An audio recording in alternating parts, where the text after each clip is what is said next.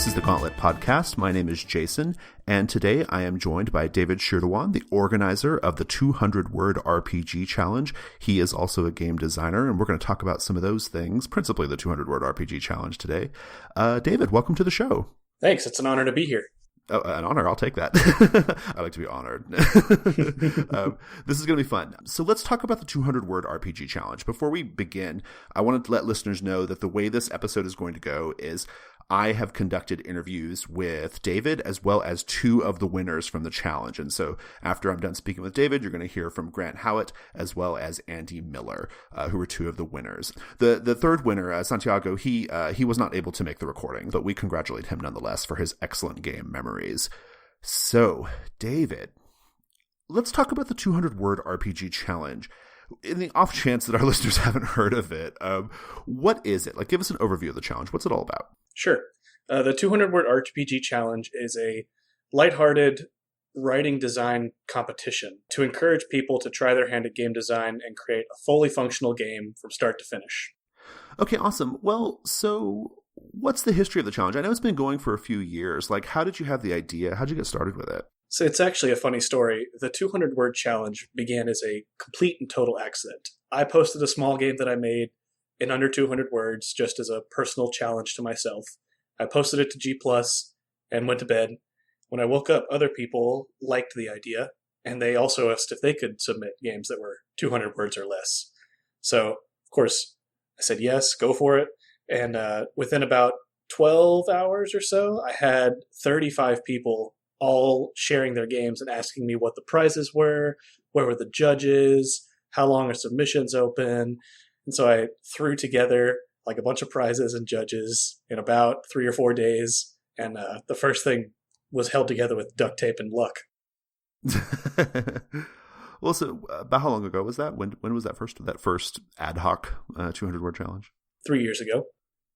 3 years ago? Awesome. Cool. So we've done 2015, 2016, and then 2017. Those are okay, awesome. Awesome. Let's talk about the 2017 challenge. How has it changed? Like, what were some of the things you noticed in terms of participation, any stats or any like kind of interesting little factoids? I'd be curious to kind of just get a sense of like how it was in the, this first couple years versus this last year. Because I gather it was a pretty big difference in terms of like participation, right? So the 2015 challenge was a complete accident. The 2016 challenge, I had a little bit more time to prepare for, so I consider that like the real starting point because the 2015 was pretty wonky. And the 2016 went really well. We had good turnout. The judging process was solid. Marshall Miller helped me out with a lot of that, getting the formula down. But for 2017, I really wanted it to be bigger. I wanted to push it more, and that's why I got a brand new website. That was probably the biggest difference on my end was I created a new website that collected all of the entries. I removed it from my own personal website, so it wasn't directly tied to my name and my creations, which gave it more of a professional feel. And I think that helped it spread around the internet more because it had a much more professional presentation.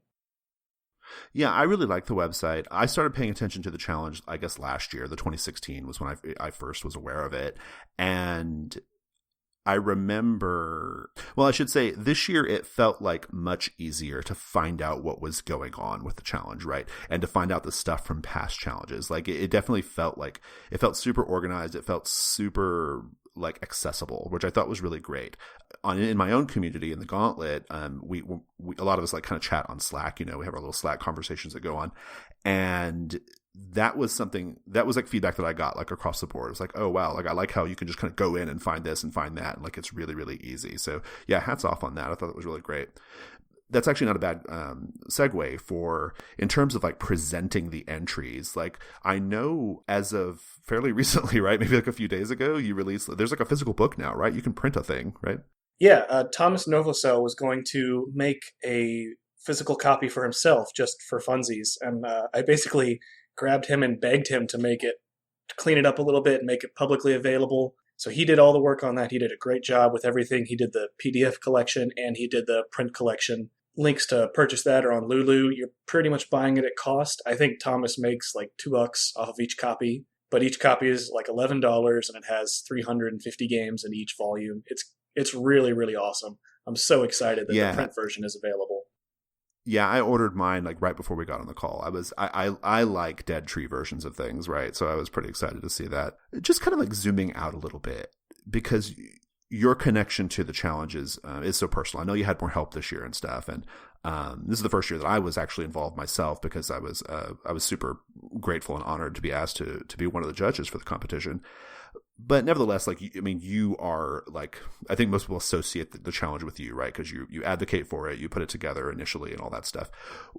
Why do you like to do it? Like, what drives you to want to do this challenge every year? Because it's intense, right? I mean, it's like, it's an intense little few weeks. I mean, like the being a judge, I will tell you that I wouldn't call it like super rigorous, but it like the timeline is like boom, boom, boom, boom, like it is now starting. We are doing it. It's a fair amount of work is what I'm getting at. Like what drives you to do it? Like, why do you want to do it? So that's a great question. Originally, it came because of expectations. The 2016 happened because a lot of people liked 2015. They wanted to try it again. And so 2016, I had time to prepare for it in advance, so I was able to plan it out and enjoy it. But when 2017 came around, there was some hype still and people were interested, but I probably could have dropped it without too many people giving me hassle for it. So I see myself as sort of a steward of this challenge. Now that it has its own website, it's not really bringing me views. I'm not really selling games or making money off of it, but it does give me the chance to connect with amazing designers and communities. It also encourages and supports a lot of people. And so I see it as sort of something I can do to give back to the community that has given so much to me. I think that's really great. One of the things that I was very aware of this year, because I was a judge and I read about maybe 200 or so entries all told. And I occasionally still like grab a few that people are talking about, and I read those every now and then since the competition ended. But one of the things that I noticed that I wasn't personally quite aware of even until this year, which is there's an incredible amount of creativity in the RPG design community, right? Like, I did notice some trends for sure. Like, I think we all agree there were like some trends that we saw, like in the types of things that people were doing, in the designs and in the themes and the subject matter and stuff. But overall, though, I was really impressed with just the variety. I was super impressed with the creativity, and I was also very, very impressed by. There were many, many, many names that I had noticed afterwards after I was kind of going through some of the names of participants. Many names I did not recognize before, right? Now, granted, we made Grant Howitt one of the winners. But I think I personally love that about it. Like, I like that it feels like super accessible and super approachable, right? Like you can approach it and you can do it. But the funny thing is, and tell me what you think about this, I actually think the format is really hard. Like, I think 200 words is really fucking challenging. Like, how do you feel about the format? Like, why 200 words? So originally it was just an arbitrary number I picked for my own amusement. But over time, I've gotten some suggestions to change it, make it 250 or 500 words, allow pictures, allow images. But I really think the 200 words, it's something you can have an idea for in an afternoon, but it might take you a day or two to polish it down to what you want it to be. And that's pretty much what I'm going for, is I want something that people can do in a couple days, be proud of, something they can play with their friends, iterate on a lot, and go through the entire process of idea, rough draft, playtest, rough draft, playtest, completed version. Cool. Okay, well, so the winners were Route Clearance by Andy Millar. He prefers Route Clearance. I talked to him about that instead of Route Clearance. Route Clearance by Andy Millar, Mechanical Oryx by Grant, and Memories by Santiago. So they were great. They were awesome. I mean, we chose them as the winners for a reason. Do you have like a couple in mind that like maybe weren't finalists, or maybe they were finalists and didn't make it all the way, like that you would recommend people go check out, to put you on the spot? Yeah. One of my favorite things about my role as organizer is that partially I'm privy to everything. So I got to watch Grant Howitt's game slowly make it through the ranks, even though I knew it was Grant Howitt's game. Right, yeah. Listeners, the judges did not know, just so you know. Like, we didn't know that was happening. So, yeah. Which is, it's fine. I mean, but, Grant does win lots of lots of competitions. Mm-hmm. So I'm privy to all that information, and I get to sort of see it happen. I'm so glad that I'm not a judge. I feel like you're trying to weasel out of this answer a little bit here. Well, which is okay. No, and unfortunately, because I get to see everything, and I get to see like the entries that are submitted first and who writes them, it really is nice for me that I don't have to pick, because Yeah, as the yeah. organizer, it feels like it gives my opinion a lot more weight than it deserves. Because um, website design and people organization are my skill sets, not not judging and assessing whether or not something is worthy of notable for whatever. I guess that's why you get judges, right? Awesome. Well, I will tell you, listeners, that personally, from me, listeners, you're going to know which ones I loved, in addition to the winners, because we're publishing a bunch of them in Codex over the next few months. So that was one of the things that's been really fun about this whole thing. Is I've seen some of the other finalists and some of the other games. I've seen people they're taking them, they're adding art, they're adding some layout, they're repackaging, they're doing a thing with it, right? We've contacted a number of the authors of the games that Kate and I liked, and that some of our community members really enjoyed, and we're seeing if they want to put them in our zine Codex. I love that, kind of going back to your original point of why you do it. I like this sort of spirit of creativity and encouraging people to move forward, right, with their stuff. I think it's just I think that's been a really, really fun part of this process as well. I was going to say the power of Creative Commons is really incredible, especially for a community Yeah. as small as ours. Having a database of entries where you can find some ideas, use as inspiration, partner up with people and create new things. That was one of my most exciting reasons for making a better website that people can more easily navigate and find out. Yeah, yeah. Super cool. All right, well, so I guess let's just look ahead a little bit. What are you thinking for next year? Are there things you're thinking about changing, or you feel pretty comfortable with where it's at right now? I think the biggest problem with this year we had was simply sheer numbers. We had a huge successful challenge this year, which I really loved, but I was managing 8 judges, 700 entries. We had quite a few prizes to give out. And some of the judges were pushed beyond their limits. Even 200 is a lot.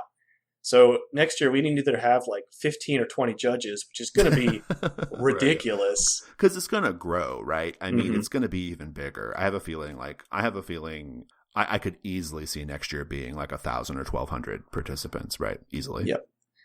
Because it's so easy to do and so much fun to work on. It's very, very easy to get a lot of submissions. Yeah. Well, it's just getting more popularity too. I mean, you just hear about it more, you just see it more, which is, credit to you for sure. So the thing that I'm considering is maybe doing some sort of public ranking system where anyone can log on and do a thumbs up or thumbs down on an entry, just so we weed out a lot of, I hate to say the crap, but so that the judges don't have to read everything. Okay. But I'm hesitant to do that because a lot of the stuff that some people think is crap, I really like. And some of the stuff that I really like, other people don't. So right, yeah. Any sort of public forum is just really dangerous. And having so many judges is going to be difficult too. So we'll have to figure out how we want to do that next year. That's kind of the big challenge on the horizon. You got almost a year to sort it out. So I have confidence you guys will knock it out of the park. Well, so just a real quick recap. So they can get the entries, not just the 2017 entries, right? But previous years as well on Lulu, right? You can go and get the printed book version on Lulu. No. PDFs are available of all the entries from 2015, 2016, and 2017, but only the 2017 has a printed copy. Perfect. Okay, that's what I wanted to clarify. Thank you. And then, of course, we can still go to the website too, right? And see them all as well. And all the entries are protected under Creative Commons. So if anyone is interested in making a print copy, let me know. I would be glad to let you do all of that work. That's my favorite thing too, right? I'm happy to work with you if you're willing to pitch in. Let's do it. Awesome, cool. Well, David, let's move on to a couple of other things. I mean, you're a game designer as well. I've played a number of your games in the past, and so what do you have coming up in terms of game design? What's going on? Well, my next game, Clink, is going to be kickstarting in about a week and a half. Oh, okay, cool, awesome.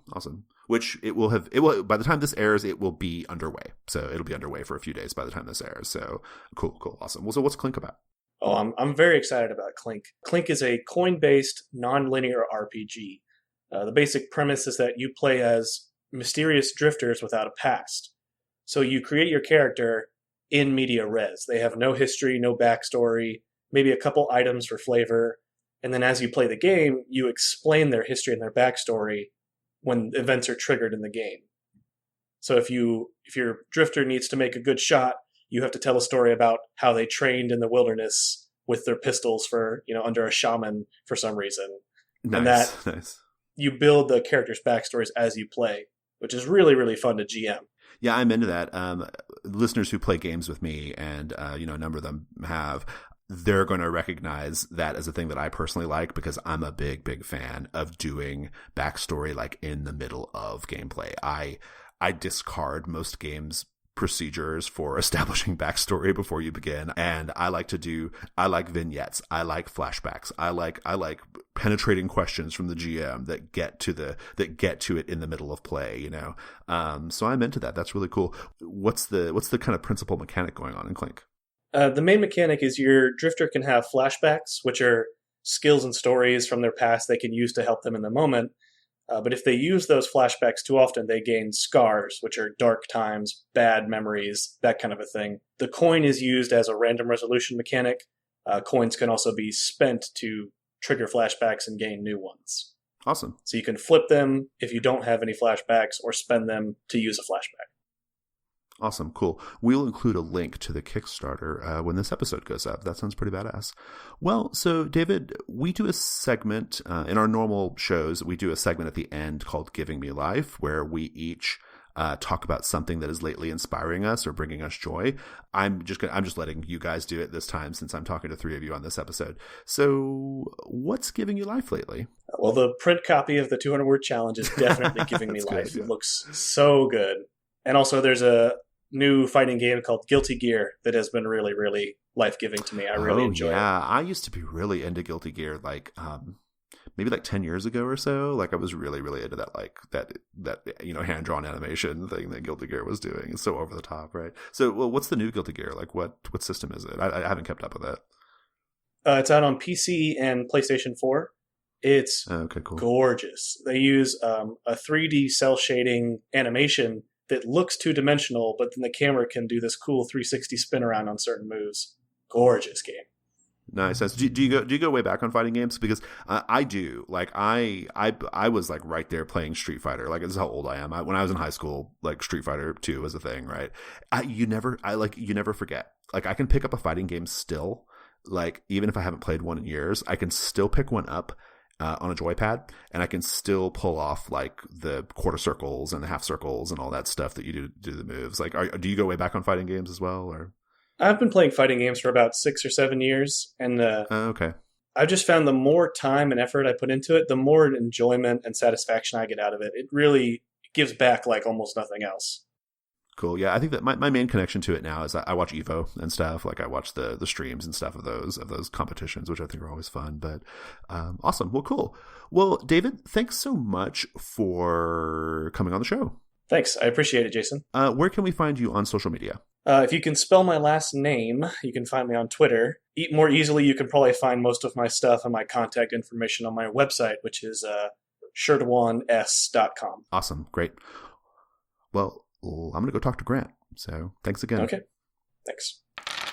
I am here with game designer, podcaster, and winner of one of the winners of this year's, the ultimate winner of this year's 200-word RPG challenge, Grant Howitt. Hi, Grant. Hello there. It's a pleasure to be here as always. Welcome back, I should say. Yeah. Listeners, if you've been with us for a long time, you know that Grant was our second guest ever. Oh my days, yeah. Yeah, it was a long time ago. I think we had Paul Sego first, and then I think you were second. So, well, welcome back. And we're going to talk about your winning entry, Mechanical Oryx. We're going to talk about the contest sort of generally, just how you felt it went, cool, and your feelings on it, and then some things that you're working on right now. Okay, for sure. So let's start with the game. Mechanical Oryx. It was one of 3 winners. For people who haven't had a chance to check it out yet, what is it about? Well, for people who haven't had a chance to check it out, it's literally 200 words long, so they have very few excuses. However, it's about... that's a really good question. You play a sort of robot antelope, and you are a... It's the thing, so I intentionally left it very, very vague, but in my head, you play a robot antelope after the human civilization has reverted to a feudal or almost feral state. and you are the guardians and protectors of these humans who don't understand what you are. Yeah. And I think that's how it works. Yeah, I think so. I imagined it like very big. Like in your mind, was it a very big robotic antelope, or was it like kind of a normal sized antelope? I imagine it's a normal size, maybe slightly larger than normal antelope. I had a lot of people say that it reminded them of Horizon Dawn.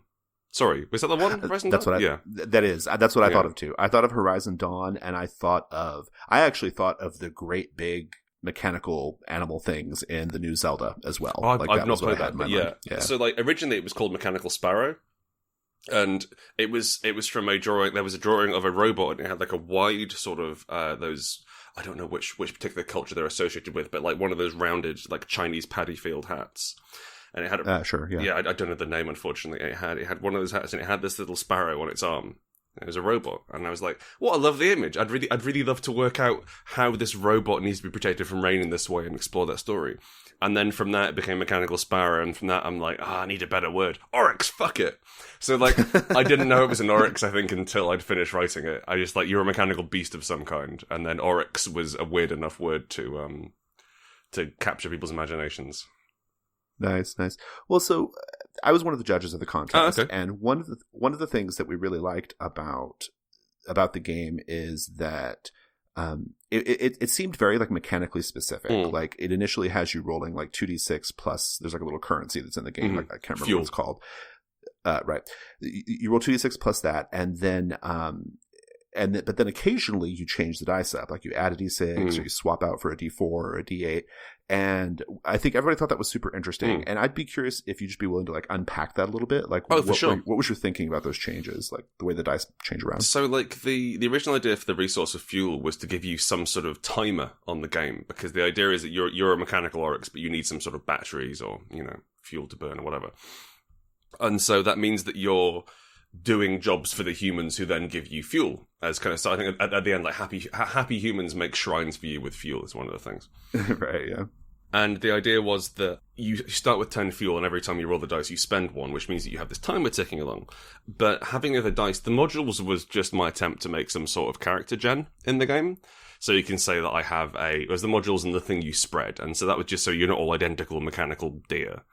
You are, one of you could be a weapons platform, and one of you could be a kind of a hydroponics rig that spreads seeds and that sort of thing. Yeah. And so like the D8 was there to give you an edge, to give you a little bit of a hand up. But the I think the most interesting mechanic, the mechanic that I'm most interested in, it's when you act with hate, roll 3d6, and when you act with love, roll 1d6 and d4.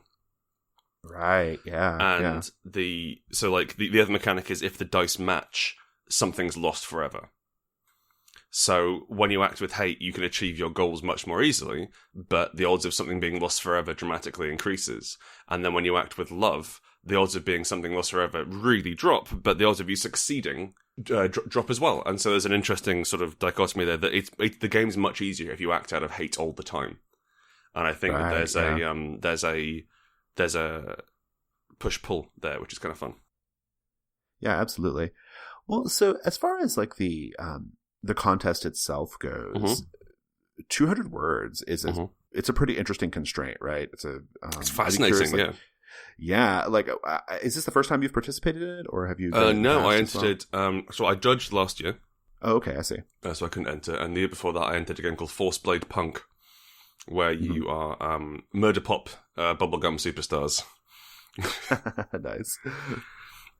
Well, so what do you think about the format? I mean, like when you're designing a 200-word role-playing game, what are you aiming for? Like, and what are some of the challenges of doing that, I guess? It's fascinating because you have to... I think one of the challenges of a good game designer is to get across the idea of your world and the emotions you want to evoke within your rules. So, like, rather than relying on pages and pages of background, they can be there for sure, but they should be reflected in the character classes and the skill descriptions, and every part of every character should be telling the same story. And so the challenge, I think, is to be as brief with that as possible. And it's really tested in the 200-word RPG because you have no room. You have no room to do anything. And I think that it generates really strange things. It generates a lot of games which I personally wouldn't play. I probably wouldn't play Mechanical Oryx, honestly. Interesting. It's not really the sort of game I enjoy. I think I enjoy things with a bit more wiggle room. But it makes you think in really important terms about how you can make a game and how you can tell that story. And I think all the winners thought about the story they wanted to tell and thought about, right. I suppose more than the story they wanted to tell, the world they wanted to build. And then gave you a set of really clear improv ideas around making that happen. And what you have to do in 200-word RPGs more than anywhere, if you want to be in with a chance of standing out, so you have to understand the concept of story seeds and hooks. And what you're doing is you're not selling someone a complete world. You're selling them the imagination. You're selling them the imaginings within their own brain of that world. So you're giving these tiny seeds. And then they have to imagine what a fun time they could have playing that game. It's interesting. I mean, so if you were to, like you said, you like Mechanical Oryx maybe wouldn't be something that you would like to play yourself, but I'd be curious if you had like more word count, like would there be more you'd want to do with Mechanical Oryx, or do you feel like you got your point across in 200 words? I mean, clearly you did something, right? You won one of the winners, but like, do you think that one of the things I found interesting going through the many of the entries, I think I read about 200 of them in total. Hats off to you. Was how many of them I thought were with an expanded word count would be like really amazing, right? Yeah. And then except the winners, I think the winners were the ones that we all agreed were like, these stand out pretty well on their own. Like they don't require any more. I'd just be curious to get your thoughts on that. Like, do you think Mechanical Oryx could be even more? So one of the things which actually I've started looking at with Mechanical Oryx, and also I've been doing one-page RPGs. I've been releasing one-page RPG a month through Patreon. Honey Heist, yeah, I saw that. Yeah, holy shit, that went popular. Jesus Christ, that took off. I remember. Yeah, I saw it everywhere when it came out. Yeah, so I've been looking at the idea of games as art, and not in that like creating games isn't an art or it's a craft, or they're just games, it doesn't count, whatever. But the idea is that the document of the game itself is akin to a poem. Okay. And I think that Mechanical Oryx, I just weigh it down. Like I could put in specific rules for the things you spread. I could put in specific rules for the type of mechanical thing you are. And I think that might make it more sellable, I think. But you'd lose a lot of the intrigue, a lot of the, I wonder what's going on here, because you explore that through play. And I think the more of the world, like it's a strange world that I've set up, and the more of it that I codify, the less exotic and interesting it becomes. Yeah, I think that's right. I mean, the judges were interesting because all the judges came from pretty diverse backgrounds as far as gaming goes. Like for myself and for Kate Bullock, who's one of my other co-hosts on this podcast at different times, we were a little surprised because some of the judges didn't like. There had to be like conflict resolution. Like that was a baseline, right? There has to be a mechanical conflict resolution, and we weren't in that. We were like, well, I mean, look, like there's only 200 words. Okay, you can be relaxed. We're okay with the more like freeformy story things, Well, so that's actually a pretty good segue into some of the other stuff you're working on. You talked about your one-page games that you're putting out through your Patreon.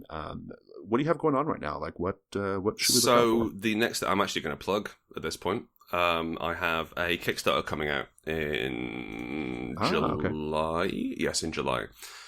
So my wife and my friend Chris Taylor and I, we've recently incorporated as a business. We are Rowan, Rook and Deckard, and we've started our own games business, and we're having a proper stab at it, mainly for tax purposes, because otherwise I have to declare all of our earnings as my money. Yeah. So we've started doing that, and we've got our first Kickstarter coming, which is called the Spire. And the idea behind the Spire is it is a mile-high city, too tall and stable to exist. So reality is starting to come apart in the center of it. It was owned by the Drow 200 years ago. The High Elves rocked up and took it in a war, and so now you play the Drow resistance within Spire. And it's a game about trying to overthrow through non-warfare means, certainly violent means. But it's been our first attempt at writing a setting. So the previous game we put out was called Unbound, and it was completely settingless and universal, and it was a real challenge to write that because we had to make sure everything could slot into every single game. And now, like, we've got a fucking plot Bible at this point. Sorry, not a plot Bible. We have a world Bible. We have the lore. It's like Mass Effect in there. And it's really strange for me just sitting down and saying, well, this is what's happening, rather than, roll a d6 and see what your GM says, which is my normal approach. Right, yeah. But that's what we're working on. We're doing a Kickstarter for that, and we are going to need some support. We're trying to do a luxury product, as it were. It's kind of the. Do you guys have Scotch eggs in America?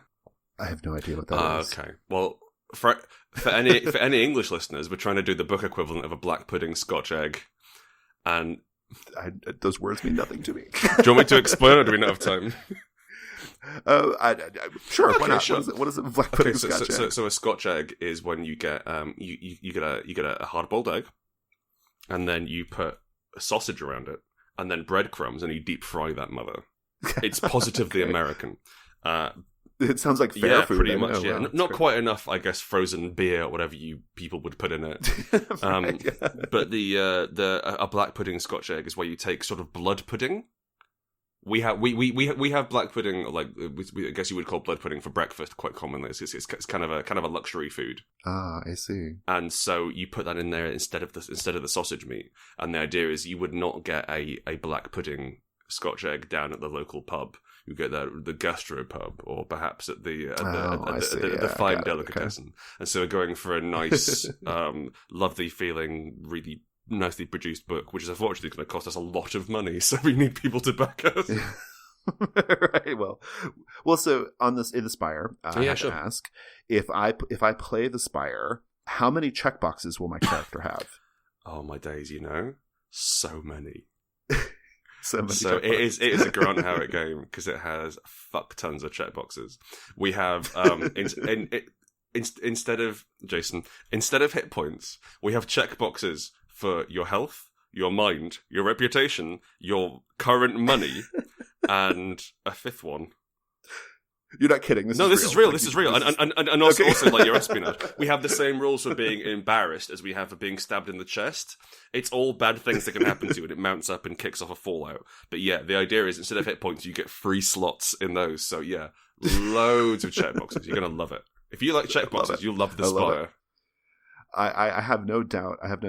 Well, just while we're I'm kind of teasing, but initially, but I'm curious, like, what is the sort of like main mechanical thing going on, like apart from Jesus? Okay, so like we're on our 15th full rewrite and tear down of the system. What is it right now? Right now, it's a D10 system. It's not too far away from Apocalypse World or Blades in the Dark. It's not a million miles away from that. We had a D20 system for a while, but we're leaning more towards a narrative kind of thing. And the idea is you roll a d10 and you get to add a d10 for everything you're good at and like there's skills, there's also domains which are parts of the Spire which you are experienced in. So let's say you've got the academic domain. Everything you do while you're in that domain is going to be easier. So if you're sneaking into a library, you get to roll you add your academic dice. If you're beating someone up in a library, you get to roll academic dice. And it kind of gives you the nice. It gives you a bit of screen time, a bit of spotlight. But it's very straightforward. Cool. You roll the dice. There's a wee chart you look up, and the idea is that what you'll be doing is taking stress to one of those 5 things I referenced earlier almost every time you check, and it's about managing that and behaving in such a way you can keep your stress levels down and pushing it. And like how far are you willing to go? What you're willing to take on to get what you want done. And we have some cool systems around. We have many gods and many different kinds of occult magic. We wanted to get fantasy feeling really weird, and I think we've done that. So we've gotten a chance to sit down and just write some weird body horror, and that's really pleasing. Nice, yeah. That's a thing right now. People are really into body horror right now. It just writes itself. You just put something in a body. That's all you need. And have it burst out at some point. If you'd like. Awesome. So you said that's kickstarting in July? Yes, we're going to kick that off start of July, middle of July at some point, and we're going to, we have the same illustrator we had on Unbound, the incredible Adrian Stone, who he earned us at least half the money on that Kickstarter, and he's doing absolutely gorgeous stuff for the Spire, and I can't wait to share it. I've got pictures on my hard drive, and I want to be like, hey everyone, look at these pictures, but I can't right now, and it's tearing me up. You're going to have like a little quick start or something available, like before the Kickstarter goes live? We're planning on doing, when you back it, you get access to the playtest rules, and if you don't like it, you can unback it, and we're not going to be angry at you. But the playtest rules will come with the full mechanical rule set and a segment of the mighty lore Bible, and we'll see how that goes from there. But it's It's plenty runnable. Part of the issue with Unbound, the last game we put out, is we couldn't release the rules in any way beforehand, because if we didn't release them in their entirety, they didn't work. And if we released them in entirety, there was no point in backing the game. So it was kind of a challenge. But yeah, it's a bit of a catch-22. We're really interested also in getting some more eyes on it and some more feedback on specific powers. Because there's many more rules in it than our last game, so everyone who backs it will get immediate access, as far as I can tell, to the playtest doc, and then we can, and then if they like it, they can up their bid or keep their bid, and if they don't, then feel free to refund it. Well, keep us in the loop. I mean, I know there's got to be. I'm sure there are people in our community who would love to check it out at some point. So we'll check back in as we get closer. So let's just close out our bit here with a segment that we normally close out our whole show with, but I'm just going to do them individually for you guys, which is called Giving Me Life. This is where we talk about something that is not necessarily related to role-playing games, though it can be, that is presently giving you joy or inspiring you. So what's my current bag is PlayerUnknown's Battlegrounds. Okay. And it is not my normal thing. Normally, I like playing single player games, and I really like AAA experiences, that sort of thing. And PlayerUnknown's Battlegrounds is a battle royale 100-man shooter where you and 99 other people are dropped onto a remote island in Russia. It's a piece of PC games, first or third person, and you have to collect weapons and murder each other as the playing area slowly gets smaller and smaller and smaller. And it's got support for duos and support for teams. But I've had so much fun with the immersive nature of just being dropped onto an island and trying to survive. So this time I've got a shotgun. How How on earth am I going to survive with a shotgun? And because there's 99 other people on the map having exactly the same play experience, and occasionally bump into each other and murder each other. But it's tremendously good fun. I think it's the most stressful thing I've ever done. in that there are 100 people out there, and any one of them could kill you at any time, and you don't know where they are. And it's not like you're wearing. It's not like it's like you're playing like a MOBA or something where there's kind of bright, flashy characters. There's a guy in a work shirt hiding behind a tree with a sniper rifle trying to murder you. And so, I played it until midnight the day I got it, and then I was like, oh fuck, I should get to bed. And I went through and just stared at the ceiling until 2 a.m. with my heart racing. It's really potent stuff. It's a bit expensive. It's an early access game. I think it's like 27 quid or something. It's not cheap, but I'm really having a great time with it. So rather than giving me life, I suppose it's giving me death in huge amounts. And I'm taking a sort of inspiration from that. I'm taking a very real catharsis from letting off steam in that way. Nice. Awesome. Well, Grant, thanks so much for coming on the Gauntlet podcast. Thank you for having me. You should bring me back in for another show.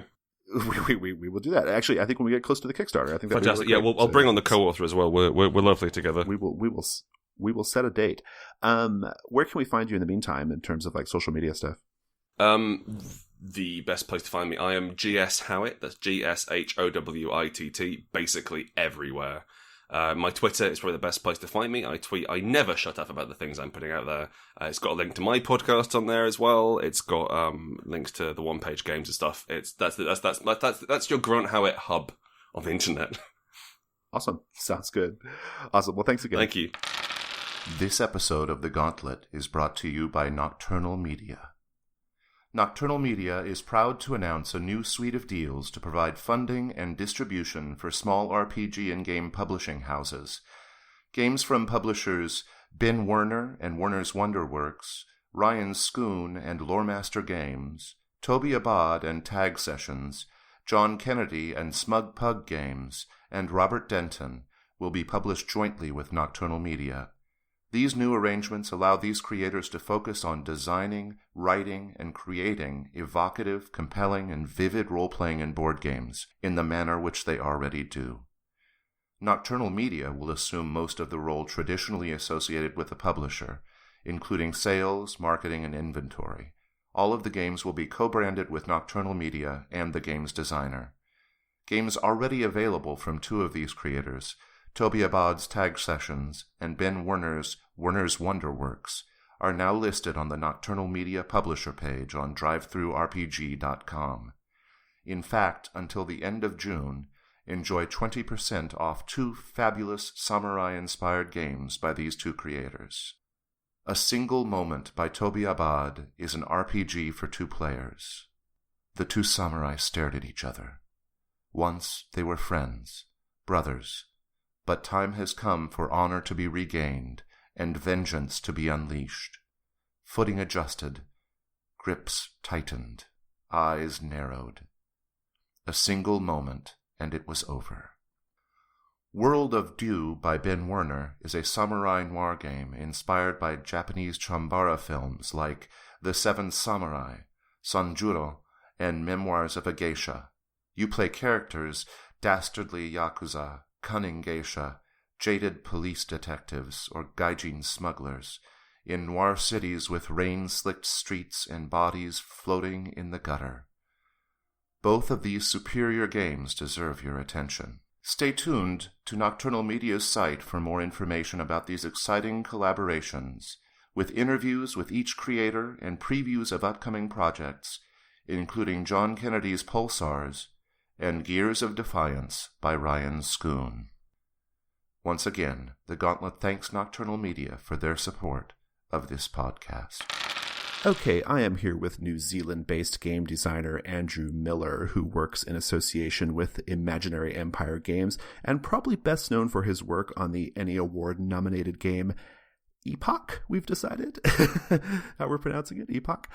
So, Andy, thanks so much for being on the show. No, thank you for the invitation. It's great to be here. So, listeners, Andy is another one of the winners this year of the 200-word RPG Challenge. We're going to talk about his winning entry as well as a couple of other things. Actually, let's just dive right into it. So, Route Clearance. I'm really excited. I was glad this was one of the winners. It was my favorite entry in the competition, of the ones I read anyway. And I read about 200 of them. I really, really loved it. What, just for our listeners so they know, in case they haven't managed to read all 200 words yet, what is Route Clearance about? Thanks, Jason. Route Clearance is about the journey a group of soldiers take to clear the road between Kabul and Kandahar of improvised explosive devices, or IEDs, during the war in Afghanistan. It sort of takes the journey of those characters, both physically from one city to the other, but also emotionally as they face a variety of challenges along the way. I was keen to think about a military-themed game which looked more at the dramatic interaction between the characters and the development between sort of themselves and the environment, rather than a really crunchy game about weapons or stats or that kind of thing. You know, one of the things I really liked about the game was the theme. I'm of the opinion that a very sort of kind of humanist story about soldiers, especially like modern day soldiers in, say, Iraq or Afghanistan or one of these other theaters of operation, I don't feel like we get that much in role-playing games. And so that was one of the things that really appealed to me, because I'm also a veteran, so there was that part of it too. I'm curious, like, what is your connection to that? Like, do you just kind of keep up with the news, or was there something there that made you want to write about that? I think it's been kind of rattling around in my brain for the last few months. I think I ended up reading a number of articles about the war there and the effect it had on the veterans and the civilians there. And also I ended up playing a couple of other random games. A Distant Plane is a GMT board game which tries to capture that conflict, and also a game called The Grizzled, which is a card game about World War I. And with the sort of centenary of World War I also kicking around, it sort of, I guess, permeated my mind. And when the challenge came up, it just kind of all came together, really. I think particularly the job of Route Clearance strikes me as a very challenging and stressful one. It's one of the vital service, but danger could be just moments away. So I think it creates a fascinating basis to look at those interactions. Yeah, as I was reading through it, it really struck a chord with me, because I'm really into this idea. I don't know if you listen to our podcast or not, but something that I hit on a lot, like in my gaming and themes that I think about a lot, are this idea of particularly camaraderie between men. I mean, I know there are also women, soldiers as well, but I think we typically think of like men being out like in combat operations, right? And one of the themes in games that I don't think gets explored quite enough is like genuine camaraderie between male people, and I think that was one of the things that really spoke to me about this game. This idea of these people in this really high pressure, intense situation, like essentially swapping stories, right, about like their experiences and kind of what's been going on. And I was reminded of my own military service. I wasn't involved in anything so dangerous as the characters in Route Clearance, but that sense of like shared purpose and shared mission, you know, was so, it's super salient when you've been involved in it, right? And it's one of those things that like you can't, it's really hard to make other people understand that sense of like, of esprit de corps, that camaraderie, that unity, right? So I thought that was really great. Let's just talk about from a mechanical standpoint. What is the game doing? Sure. I think you would probably describe it as a classic story game or an indie game. It's a game which is trying to simulate a sort of detailed conflict mechanically.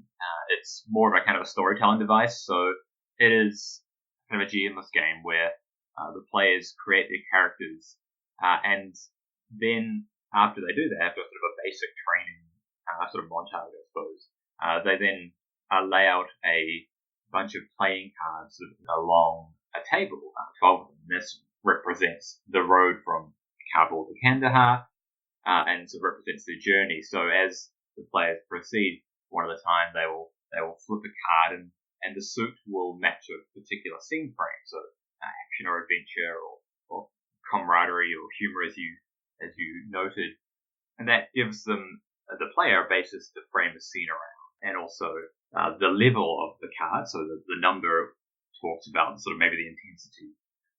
So really, it's a way to facilitate a group of people telling a story about these characters, about how they journey through this hostile environment and what happens between them and to them through that. And that's essentially the game, really. At the end, there's kind of a wrap-up scene, sort of how does, what happens next? Is it is your character's first mission or their last? And so, you have these little vignettes about these characters, and as they go through this journey, you learn more about them, and hopefully by the end, you can think about how that has changed them in that way. I will tell you that on the judging panel for the 200-word RPG challenge, on the judging panel, there was essentially like two big strains of thought on the judging panel. One part of the judging panel, which I was not a part of, was really convinced that there had to be some kind of conflict resolution mechanic, or it was not a role-playing game. I don't buy that story for 1 minute, but I will say that the thing that eventually, like when I was advocating pretty hard for Route Clearance, and the thing that put Route Clearance over the line with those folks to make it one of the winners was, I highlighted, and I think it's important to highlight because it's one of the things that I love when a game manages to do it, the way that the mechanics sort of echo like what's happening in the fiction, and we see that in games like, for example, the classic example is probably Dread, right? Like, pulling the Jenga blocks to feel the tension or whatever. But there are other games that do it too, that have like a similar, like that real like tight marriage between like mechanics and theme. And that was the thing that, like, from a mechanical standpoint, really spoke to me about the game. Did you have that in mind when you were like, like when it was about physically laying out the cards, in a row? I think I'm really pleased to hear that, Jason, because I think that marriage of mechanics and theme, I think, is really important. And it actually came later in the development of the game. So I had the kind of the card flipping idea came pretty early on, kind of drawing inspiration games like Avery Adler's The Quiet Year or sort of The Fall of Magic by Ross Kalman. But it wasn't until sort of a couple of variations later that I was laying out the cards. I was doing a little sort of playtest, and I thought, well, what if I lay them along edge to edge across the table? And suddenly it all kind of clicked that the cards become the metaphorical road which the characters are traveling down. And I think that was one of those moments that just kind of clicked because it does really speak to both what the game is trying to do kind of mechanically, but also what it's trying to do thematically. Yeah, I think it was a great insight, a really good move. It was, I will tell you, it was the thing. It was my card I had to play in the judging discussion, and I mean, I was thinking about it like in retrospect, like if it didn't have that like sort of, if it didn't like echo the idea of like of the road to Kandahar. Like, would I have enjoyed the game as much? And I definitely would have, because I was really there for the story and the theme of the game. But man, that little touch just really pushed it over the edge. Like it just gave it like a really nice, like, oh yeah, like they were like, I could hear people audibly nodding their head on the call, like, oh yeah, I get it. Like that makes a lot of sense to me. So I think whenever you can pull that off in your game design, I think it's really great. It's not it's not always possible in game design, right? But I think whenever you can do it, it should be done. It just helps like tie everything together, like in terms of your and it's really nice visual stimuli too. I think for people as well. You can kind of see you can kind of see how far through the journey you are, and so maybe it's the second to last point before you reach Kandahar. Maybe that kind of prompts you to escalate the situation a bit further. And it's I'd love to say I took credit for it in a deliberate fashion, but it was one of those happy accidents. Sometimes that's the way it goes. Right? I mean. Well, let's talk about the contest generally. How was it working within that format, that 200-word format? It was a challenge, certainly, hence the title, but it was also quite fun. Like for me, it was good. I'm a deadline person, so having a word deadline and a time deadline to do this was a great motivation. It kind of meant you had to be very concise and clear about what it is you're trying to do, very explicit about it. Ken Hite and Robin Laws always talk about, being very focused on what's the core activity of your game. And I think this is a great way to focus on the core activity. So I think, really, you're trying to be as complete as possible in 200 words. At the end, there was lots of negotiation. Can I turn this from a 2 words into one by merging this section or something?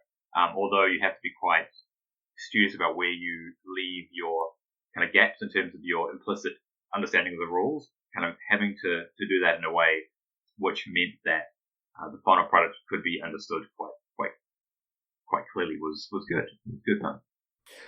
There were, I read about 200 of these, and one of the main things I was looking for was, is this a complete game in 200 words? And do I have to go through a lot of sort of reading linguistic gymnastics to get to the result, right? Yeah. Like to understand what's going on here. There were a number of games that managed to get their rule set in 200 words, but they used the most bizarre, like staccato abbreviated version of English I've ever seen, like to where it was almost like just gobbledygook, and you had to like really, really like parse out what these little series of abbreviations and dashes meant to get what they were getting at.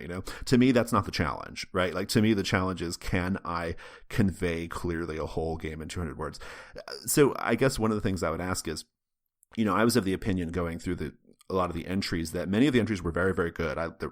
On measure, most of them were great. There were things I would try out, but a lot of them I would say probably needed some more word count, right? Like they didn't quite added word count would have just taken them really, really far. How do you feel about as far as route clearance? Like, do you consider this like a foundation for something more, or do you think that or even just generally speaking in the challenge, like do you think it should be able to just like stand completely on its own, or should it be 200 words of like a really great idea that we should expound upon? Like, I guess my question is like about like the goals of the challenge. Like, what do you think is like what should people be aiming for there?